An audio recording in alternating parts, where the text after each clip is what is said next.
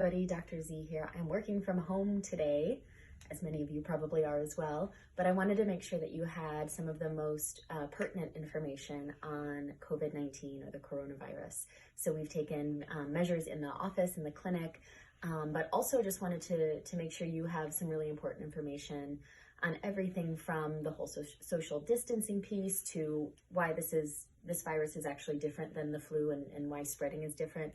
And then also some things that you might have at home that could potentially help and a few of the mechanisms on why. So I love biochemistry. We might get a little bit into that.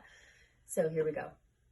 So first off, this virus is very different than the flu. It has about 1,000 times the pathogenicity, which means it's much more dangerous and it spreads much faster. So what they're finding is both when they do the throat swabs on patients that they're testing, they're finding that the amount of presence of the virus is much, much higher. They're also finding that people are still replicating the virus in the throat, in their systems, even 5 days after they've started symptoms, and that they may not even know they have it until 5 to 10 days after being exposed. So there's a really large potential exposure time, which is why the social distancing piece is really important. And it's actually more physical distancing. There is a lot we still don't know about this virus, and it seems to spread very quickly and very easily throughout the population, as we're seeing, and can be very deadly for certain demographics in the population. So it is important that we, take responsibility for ourselves, for our colleagues, for the elderly, for the entire community, and really work together to decrease the spread of this virus. Now, that doesn't mean that you shouldn't reach out to your friends and family. This is the perfect time to use all of that technology, the FaceTime, the Zoom, the text messaging, the Voxer, the Fiverr, maybe not the Fiverr, I don't know, all the apps. But there's a lot that you can do to really check in on your friends and family, especially while you have the time and while you're hanging out at home. So definitely still connect with people. Just watch for the physical distancing, get stuff delivered to the house. I mean, what a beautiful time that we're in, where Amazon will literally deliver anything to you all the time, sometimes in the same day. Amazing. So the other thing that's really interesting about this virus is a specific, so here's one more difference on flu versus coronavirus. You might be wondering, I'm having some symptoms. How do I know what I have? Do I have a cold? Do I have a flu? Do I have coronavirus? And so there's a few key differences that you can look at without having to go into the office and get tested. Although, if you do have any questions, call your provider. And if you are having difficulty breathing, if you're having severe symptoms, then you would want to go to an urgent care or an ER. Call ahead first, though, and see what their protocols are.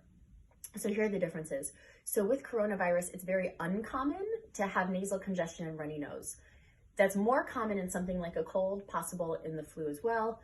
And then comparing the flu to coronavirus, coronavirus is going to have more lower respiratory symptoms. So the lungs, the difficulty breathing is very characteristic for coronavirus specifically, where you're really not going to have that in a flu, not really going to have that in a cold.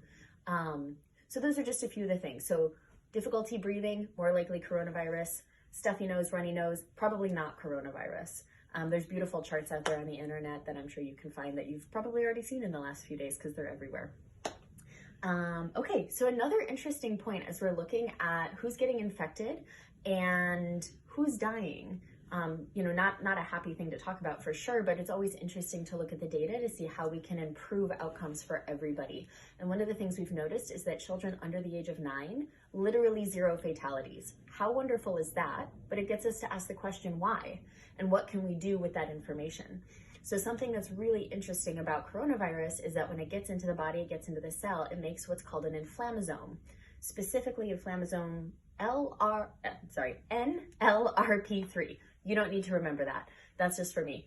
But what it does is it creates this thing called a cytokine storm.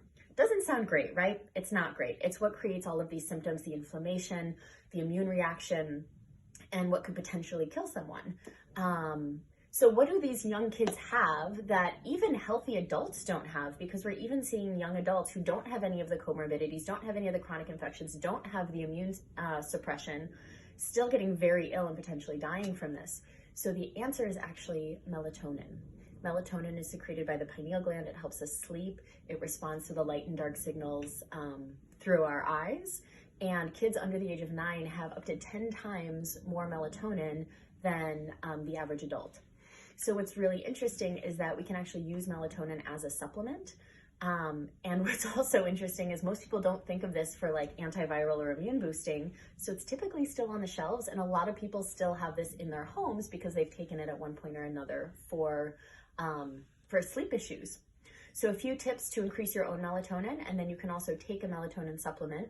The article that we'll post in one of the links that I've been using for a lot of this reference material states that anywhere from 5 milligrams to 50 milligrams of melatonin can be helpful, and it's really going to depend on your age, your disease state, exposure, that sort of thing. So we recommend that you speak with your practitioner. We are doing virtual consults for our patients, so if you want to be one of our patients, I can help you pick your dosage, but anywhere from 5 milligrams to 50 milligrams at night, unless you're doing higher dosages, and then you need to actually